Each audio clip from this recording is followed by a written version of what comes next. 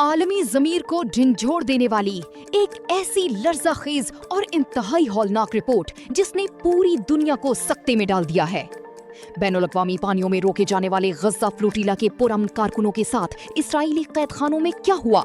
मगरबी ममालिक की ख़वातीन ने पेरिस और कनाडा पहुंचकर रोते हुए कौन से हौलनाक इंकिशाफात किए हैं, सब सामने आ गया है। तफसीलात जानने के लिए वीडियो को आखिर तक जरूर देखें और अवामी फैसला को सब्सक्राइब करें। नाजरीन, गजा के महसूर मुसलमानों के लिए इमदाद ले जाने वाले फ्लोटिला के कारकुनों को मुल्क बदर तो कर दिया गया है, मगर रिहाई पाने वाले बैनुल-अक़वामी कारकुनों ने इसराइली इंतजामिया पर बदतरीन और गैर इंसानी सलूक के इल्जामात आयद किए हैं। ग्लोबल समूद फ्लोटिला के मुंतज़मीन का दावा है कि हिरासत के दौरान कम अज कम 15 अफराद को बदतरीन जिनसी तशद्दुद का निशाना बनाया गया।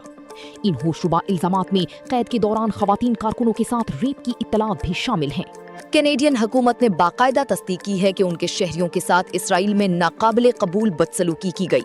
फ्लोटिला के मुंतज़मीन के मुताबिक कैदियों को इंतहाई कम फासले से रबड़ की गोलियां मारी गईं और दर्जनों अफराद की हड्डियां तोड़ी गईं। जर्मनी और स्पेन ने भी तस्दीक की है कि उनके कई शहरी शदीद जख्मी हालत में वापस अपने मुल्कों में पहुंचे हैं। फ्रांसीसी समाजी कारकुन मरियम हज्जाल ने पेरिस पहुंचकर मीडिया के सामने रोते हुए अपने साथ होने वाला जुल्म बयान किया। मरियम हज्जाल ने बताया कि कैद के दौरान उन्हें बदतरीन जिनसी तशद्दुद और तजलील का सामना करना पड़ा। उन्होंने कहा कि मुझे थप्पड़ मारे गए, नामुनासिब अंदाज में छुआ गया और मेरे सीने और पसलियों पर घुटने मारे गए।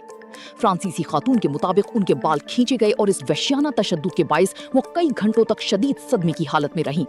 कई दीगर ज़ेरे हिरासत अफराद ने भी बताया कि उन्हें जानवरों की तरह मारा पीटा गया और बुनियादी इंसानी हुकूक से महरूम रखा गया।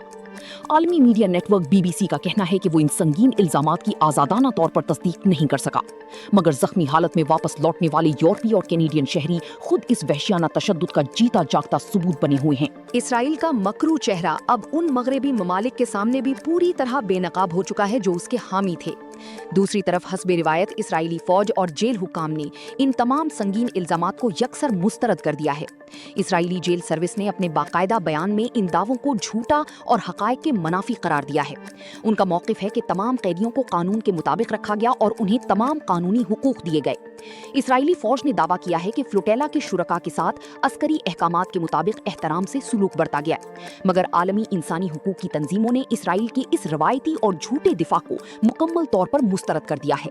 नाजरीन, पुरअमन और निहत्थे इमदादी कारकुनों पर ऐसा वहशियाना जिनसी और जिस्मानी तशद्दुद इसराइल के जंगी जराइम की खुली दलील है। क्या आलमी बिरादरी और अक़वाम मुत्तहिदा इन मजलूम खवातीन और कारकुनों को इंसाफ दिला पाएंगे? अपनी कीमती राय का इजहार नीचे कमेंट्स में जरूर करें। वीडियो को लाइक करें और मजीद सच्ची रिपोर्ट्स के लिए अवामी फैसलों को अभी सब्सक्राइब करें।